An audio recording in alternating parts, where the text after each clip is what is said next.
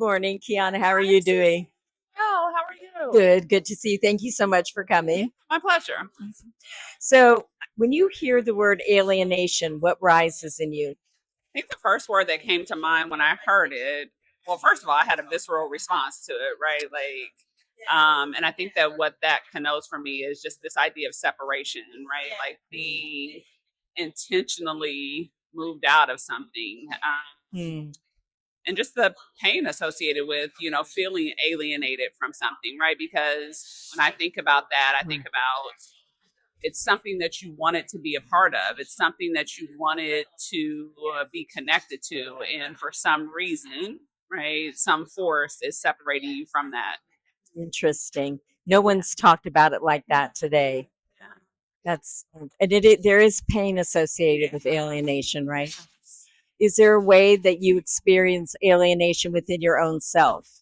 I mean, I think, there have been moments in my life where, I have went through something, really challenging. I'd say, there are a number of instances in 2024 where, I felt alienated from my job. I felt alienated from my team. I felt alienated from, people who I expected to, I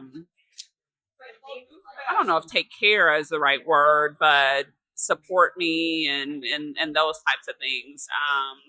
And so yeah, so I guess so. When you ask the question, yeah, Yes. yeah, Well, yeah. I think that you're Yeah, talking. because I guess I should say this because you said me to me. So because of those things, right? Like not feeling connected to those people, not feeling connected to those entities, then that made me go inside of me and feel like, is there something that I'm doing, right? Like, is there something that's innately a part of me that is causing these entities not to support me, not to protect me, not to do these different things? And so, yeah, so in those moments, it was feeling like, yeah, I feel like I was wrestling with myself, like, what's wrong with me in this moment? Yeah. I think you're bringing up something that's really powerful because, I mean, you are a Black woman and you are a leader and you're a great leader and a great human being. And that can be hard for people, really, honestly, to come into a space and then we've talked before about the 4Ds of dismissing, discrediting, demonizing in order to destroy. And so if the world is seeing you in that way, Yes. it's not personal, but it feels personal, Oh, right? absolutely. And, I mean, it's both personal, not personal. Let me say it's both sides. Well, and I think that's such an important distinction, Suzanne, because I think a lot of times, when I was talking to people about the things that I was experiencing, they would say that, right? Like, this isn't about you. Like, don't make this about you. And to your point, like, this is my very being that's Right. under attack, right? Right. Like, so it is hard to disconnect that personal. Yeah.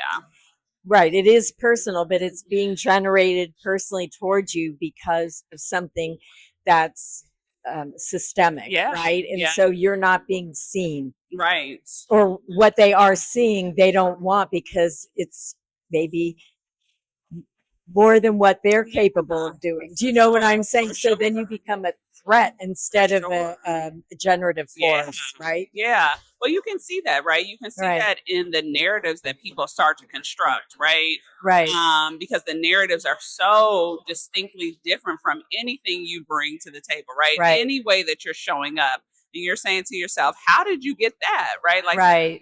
I'm a lot of things, but I'm not that, right? Right. And Right. so, to your point, because they have internalized something, right? Like what comes out is some narrative about you, some caricature of you that is so distinctly different from who you are. Right. And you have to get to a place of not owning that. And that part Right. is what is hard. Yeah. Right. Yeah. Yes, it's very, very hard. Thank you for that. I really appreciate everything you've said. When you hear the word restoration, what does that mean to you? I think in the same way, right? Like I have a visceral response to that, right? Like my like it feels like uplifting, right? Like being restored, and that actually has been like one of my prayers over, like these last few months is restoration. And so when I think about restoration, it's not only newness, but it's also reclaiming in some ways what was taken from you, reclaiming your story, like all of those. So it's a function of moving forward, but it's also a function of um, transforming what was. Well, it's interesting. As you were speaking, I kept hearing the word repair. Mm-hmm. Like there's reparation for yourself in the restoration, Yes. and returning back to your own wholeness and holiness is Exactly. the word. Like, exactly. I know you don't know anything really about polarity, Right? yet, but you're going to be interviewing me about it. Yes, I'm so excited for that. Yes. But one thing I will share with you about it, I'm going to share two things with you. So this is my legacy work. I'm letting go of everything. I'm not letting it go because I have all the tools in me, but I'm launching the deepest thing that I know that I've been doing for 52 years, right? And so yesterday I actually shared it in the conference I was at. But yesterday morning I woke up, and as part of my legacy, when I step off, I was looking at who's behind me. And it's all Black and brown people except for one white person. And I was like, it hit me that who's going to be carrying the torch forward, created by something greater than me. Yeah. Do you know what I mean? Like, I do. Because I will say what polarity offers is because it's about our living system, that there's a source of life for all of creation. Yeah. Our soul is a drop of it. It's operating inside of us for us to return to our deepest self. Yeah. We could call it our soul essence, our spirit, but our living energy, that's our heartbeat. Yeah. But how do we have access to that energy that has the wisdom of the source within it to restore us? Can we be bathed by it and led by it, so that the social systems of dominance and oppression aren't deciding who we are or who we are not, right? Yep. And so, anyway, but I would say, I see you, without using that language, calling it forth in yourself. Like you're calling yourself, I'm going to say, to a higher calling, to a place of liberation that's soulful and purposeful. Yes. Well, I'm grateful that you see that, because I feel that. Yes. Right. And it's super important to me. Yeah. Yeah. Oh no, I see it. Yeah. I see what you're up to. And well, and I'll say, Suzanne, I also think it's brave, right? Like that statement that you made about like who's going to carry the work forward, right? Like there are a lot of people who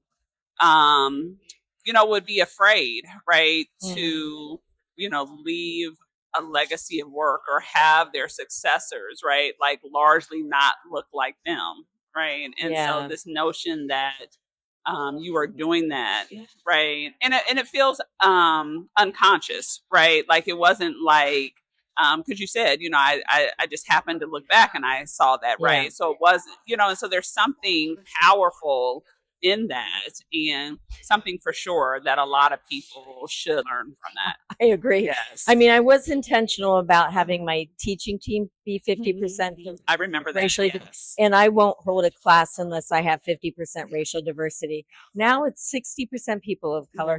Last time it was 65%. So, I mean, I do have a standard, but I hadn't really taken a stock look of like what that means for the generations to come.